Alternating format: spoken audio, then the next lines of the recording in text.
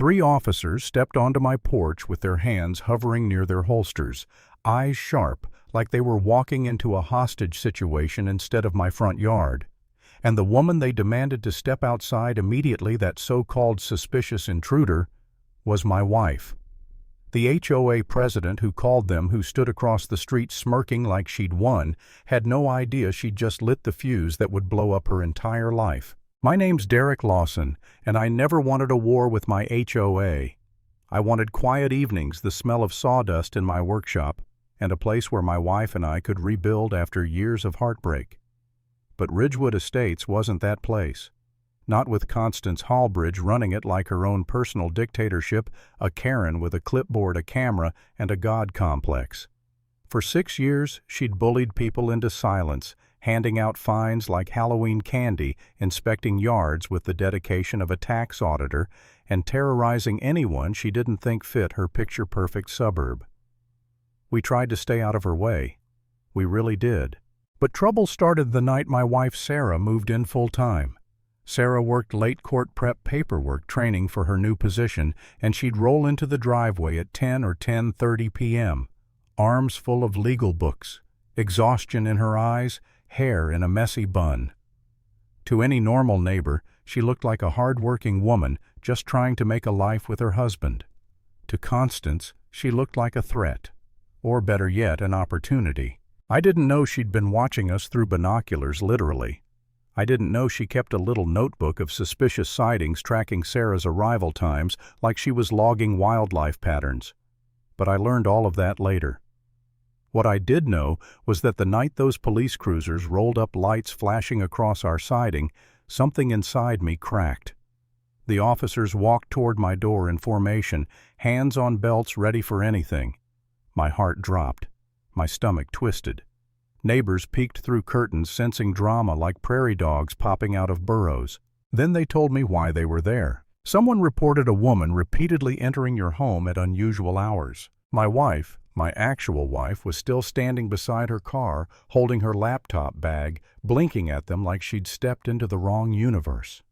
And across the street, Constance stood in her designer robe, arms folded, smile wide enough to cut glass. I watched her face shift from victorious delight to something strange when the officer looked at Sarah's ID and froze. He lowered his voice, apologized, and walked away. Sarah, embarrassed and shaking, followed me inside without a word. That night neither of us slept, and by morning I knew Constance had chosen the wrong family. 3 days later, the retaliation arrived. A bright white HOA violation notice tucked under my windshield wiper. Unauthorized commercial vehicle. Fine $800. My truck, the same F-250 I'd parked in that driveway for 3 years without a single complaint, had magically become a violation. I was already struggling with a back injury from a scaffolding fall, living off workers' comp that moved slower than a dead battery. $800 wasn't a fine, it was a punch to the gut. I remember staring at the notice while Sarah made coffee, my hands shaking with a mix of fury and humiliation. She could have stopped the whole thing right then. One sentence about her job and Constance would have folded like damp cardboard. But Sarah believed in ethics. She wanted our marriage to be separate from her work. She didn't want to pull rank. And honestly, I respected that, even if it made everything harder. So I went to war the only way I knew how, with research. I spent 4 hours in the community center reading every line of our HOA bylaws. Dry, painful stuff like chewing cardboard, but I found gold. According to the parking rules, households could only have 2 vehicles parked on the street for more than 48 hours. Constance had 4, every single day, because her illegal Airbnb had guests rotating in and out like a revolving door. I started documenting everything, dates, times, photos. And the universe must have decided I needed a laugh because my security camera caught Constance at 2:15 a.m., dragging a hose across her yard to water decorative rocks near my fence, rocks she'd never watered in her life. The next morning, she filed a noise complaint saying we were causing disturbances at exactly that time. She was manufacturing her own evidence. If I hadn't watched the footage myself, I wouldn't have believed it. When the monthly HOA meeting rolled around, she came armed like she was prosecuting a murder case. photos of my wife walking into our home, printouts of supposed neighbor comments, a dramatic speech about protecting community values. And then, with the confidence of someone who'd never been challenged, she said, "I believe Mr. Lawson is harboring an unregistered woman at his residence entering and leaving at suspicious hours." I stood up. I laid out my own photos, her 4 illegally parked cars, her guests, her own violations. Then I held up my marriage certificate.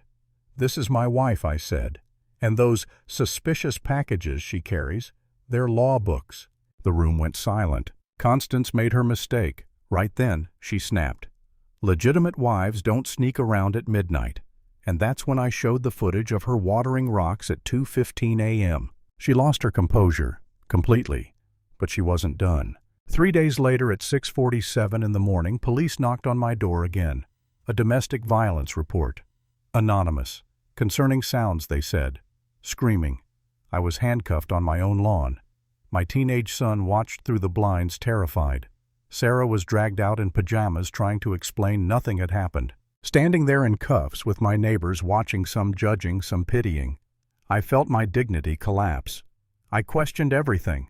Was I doing the right thing? Was this fight worth it? Maybe we should move. Maybe we should give up. Constance had power, influence, confidence, and somehow she always stayed one step ahead. That morning I honestly believed I was losing. But when the police finally left and I sat in the workshop shaking, Sarah sat down next to me and said the 9 words that changed everything. "Derek, I think it's time you knew who I am." She told me she wasn't just any attorney. She was the newly appointed municipal judge, one whose jurisdiction included restraining orders, HOA disputes, and harassment cases. She hadn't told me because she didn't want her position to influence our new marriage. But now Constance had crossed a line. She had filed false reports that would be handled by the court system Sarah worked in. My wife didn't have to fight for me. The law itself would. That revelation didn't magically fix everything, but it gave me something I hadn't had in weeks: hope. And with hope came action. I built a coalition of neighbors, people Constance had bullied for years. Betty, the 78-year-old widow with a phone full of recorded threats. Tom, who had 18 months of photos documenting selective enforcement. Linda, who kept every violation notice ever sent to her, all showing the same bias. My house turned into a command center. I installed 8 4K cameras with night vision and cloud backups. I created binders of evidence organized by date and category. It felt like wiring a complex electrical system. Every connection needed to be solid, every wire properly grounded. One loose end and the whole thing could short out. Then Constance delivered her final blow. A certified letter. She was filing for an emergency restraining order against both me and Sarah. She accused us of stalking her, intimidating her, threatening her, following her car. She even claimed Sarah was posing as a professional to harass her. The hearing was set for December 22nd at 10 a.m. She had no idea who would be sitting on that bench. The morning of the hearing, she showed up in her most expensive suit, dragging 3 HOA board members behind her like reluctant bridesmaids. She even called a news station. She walked into that courthouse ready to win. Then the bailiff spoke. "All rise for the Honorable Judge Sarah Lawson." I watched Constance turn. I watched her face go sheet white. Her mouth fell open. Papers spilled from her hands. And then came the whisper, barely audible but clear as glass breaking. "Oh my God, no." Sarah didn't smile. She didn't gloat. She simply said, "Mrs. Halbridge, you have filed a restraining order request against a sitting municipal judge. We will proceed according to the law. Please begin your testimony." Constance stumbled, stuttered, sweated. She presented blurry phone pictures taken through her curtains. Claimed we followed her. Claimed Sarah loitered outside her home. Claimed I recorded her illegally, though the cameras were on my property. Then came our evidence. The footage of her causing her own noise complaints. The timeline of her harassment. Witnesses describing years of intimidation. Financial documents showing unreported Airbnb income. Audio recordings of her threatening neighbors. Every word she'd spoken, every lie she'd told, every petty rule she'd weaponized came back like a boomerang. Sarah's voice didn't waver when she delivered the verdict. "The petition is denied. Furthermore, based on the evidence presented, this matter is being referred to the district attorney for review of perjury harassment of a judicial officer and potential stalking charges. The gavel hit. Constance collapsed into her chair. Her witnesses stared at the floor. Her world built on fear, control, and petty power crumbled in one perfect, devastating moment. And that's where my story ends.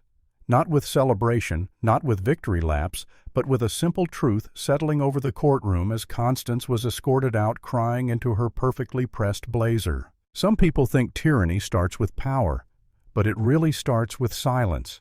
And the moment you stop being afraid, the bully loses everything.